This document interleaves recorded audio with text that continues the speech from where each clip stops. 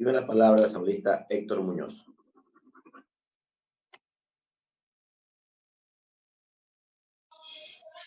Gracias, presidente. Un saludo cariñoso a todos los colegas asambleístas. Feliz día de trabajo.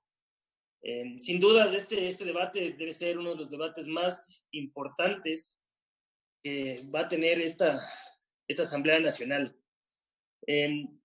Más allá de los ataques de lado y lado y de las posiciones de algunos de los sectores políticos, me parece que también es responsable de nuestra parte tratar de dar un mensaje de esperanza a los ecuatorianos. Sabemos que estamos pasando por momentos sumamente complicados, pero creo que también es parte de nuestras obligaciones. Es importante también que podamos subrayar que estamos trabajando a conciencia muchos de nosotros para poder encontrar un camino que sea realmente el que beneficie a todos, y ese camino necesariamente tiene que estar plantado en algunos pilares o algunos ejes fundamentales como son la responsabilidad, la unidad y la solidaridad, sobre todo para aquellos que más lo necesitan en este momento.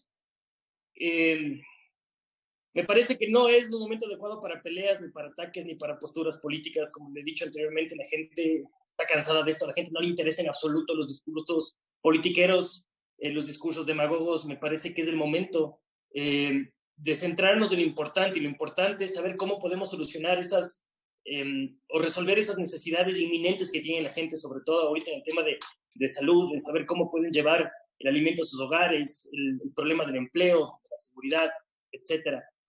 Les decía inicialmente que el tema de la esperanza es importante, que nosotros podemos mandar un mensaje en ese sentido, porque si algo nos ha caracterizado a nosotros como ecuatorianos es justamente esa capacidad asombrosa de reacción frente a algunas de las adversidades que hemos pasado como país. Me parece que este momento es justamente de demostrar una vez más de qué estamos hechos y mandar un mensaje como nación a aquellos que inclusive en algunas plataformas internacionales han querido hacer quedar muy mal al Ecuador, y creo que esa tiene que ser una respuesta no como gobierno, no como Estado, sino como ciudadanos, como ecuatorianos. Que esta terrible pandemia evidentemente nos permita poder analizar lo que hemos hecho mal para corregirlo y continuar con las cosas que hemos hecho bien, inclusive tratar de mejorarlo. Me parece que el COVID nos está dando muchísimas lecciones en algunos aspectos, y yo creo que es importante en este caso preguntarnos cómo nosotros podemos mejorar como sociedad. Bien, quiero meterme un poco en el análisis del proyecto de ley presentado por el Ejecutivo. Quiero hacer un análisis respecto a las contribuciones que muchos ya lo han hecho. La legislación ecuatoriana establece que los tributos se dividen en tres, ¿no es cierto? Impuestos, tasas y contribuciones. Y estos tributos necesariamente tienen que estar sujetos a los principios que establece la Constitución y la ley. La Constitución a partir del artículo 300 y 301, y el Código Tributario a partir del artículo 4 y 5. En este sentido, hay que analizar si es que lo que envió el Ejecutivo cumple justamente con los principios como son el de igualdad, el de la capacidad contributiva, el de la suficiencia recaudadora, el de la reserva de ley, que no es más que evidentemente el principio de legalidad, en donde los tributos y los elementos constitutivos de los tributos tienen que estar contemplados en una ley, y el último y no menos importante, que es el de la retroactividad. Bien, ¿qué contribuciones recoge esta ley?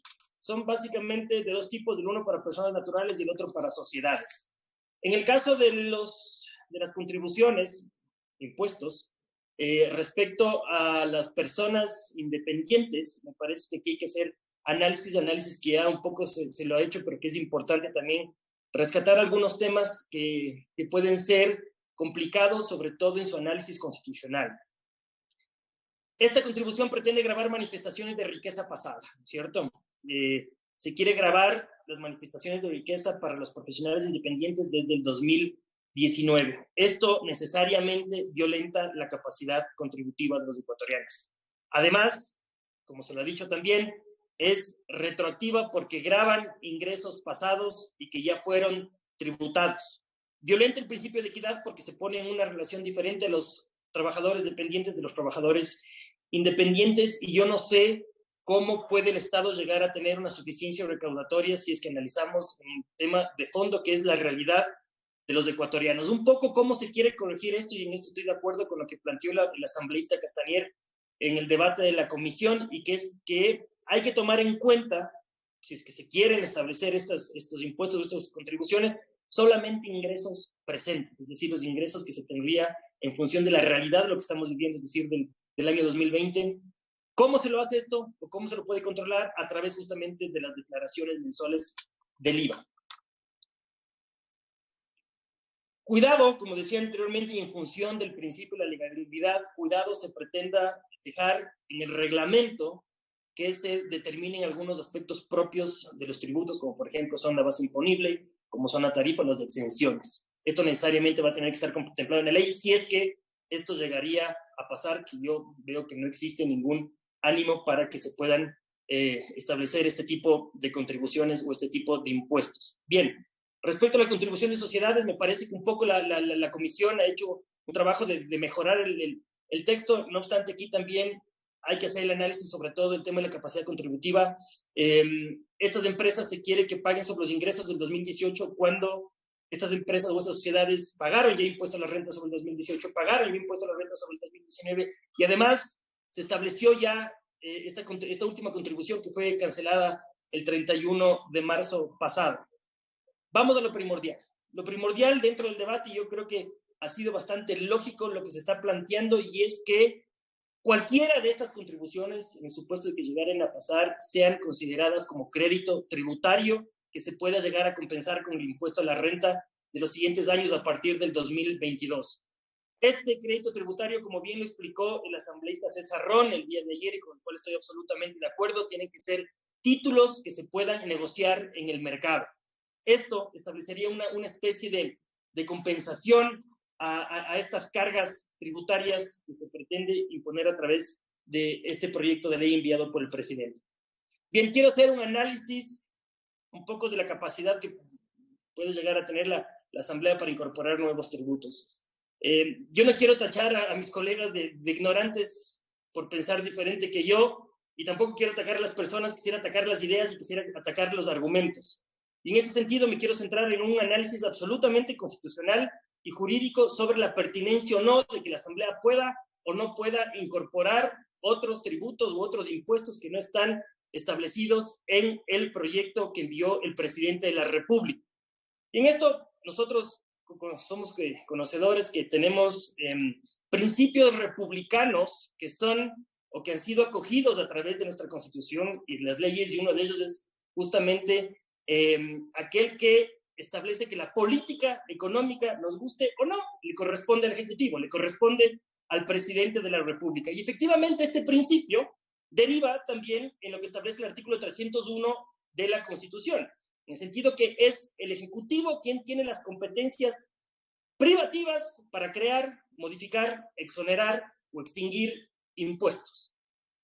Respecto a esto, analicemos desde lo jurídico, desde el argumento, cuál es el alcance que puede llegar a tener la Asamblea para poder incorporar nuevos tributos o nuevos impuestos en un proyecto de ley que es emanado por el Ejecutivo.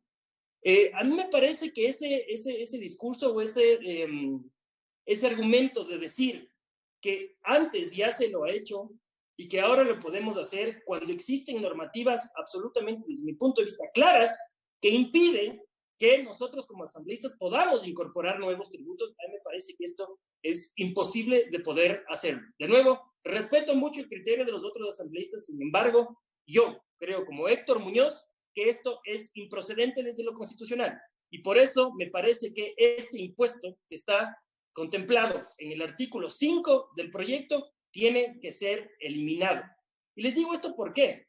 A mí me parecía que podría haber sido importante, por ejemplo, que se establezca, como lo decía el asambleísta Franco Romero, que se grave o que se ponga un impuesto a los activos monetarios y no monetarios en el extranjero, aquellos que no hayan sido o que hasta el momento declarados ni tributados en el país.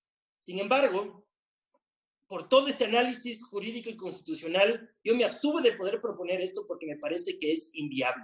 Me parece que hay muy buenas intenciones en querer, y prefiero pensar que es eso, tener buenas intenciones para proponer nuevos tributos. Sin embargo, el límite de esas buenas intenciones, nos guste o no, es la normativa vigente que tenemos tanto en la Constitución como en la ley. Por otro lado, también me hace un poco de ruido desde lo constitucional la creación de esta cuenta única, que he escuchado también a algunos asambleístas decir que es importante que esta cuenta única destine todos estos recursos, que van a ser recursos públicos porque son recaudados a través de una obligación legal, que se lo destine, por ejemplo, para temas de alimentación. Leamos la Constitución, el artículo 298, nos gusta o no es claro. Para mí es una de las otras taras que tiene esta Constitución de Montecristi, y el límite es justamente las preasignaciones. Las preasignaciones están prohibidas, solamente se pueden establecer las que contempla el artículo 298 de la Constitución, y esta, lastimosamente, no es posible hacerlo. Bien, un poco para terminar por el tema del tiempo y respecto del tema laboral que contiene el proyecto enviado por el presidente, me parece que aquí lo que tenemos que hacer a toda costa es evitar el peor de los escenarios.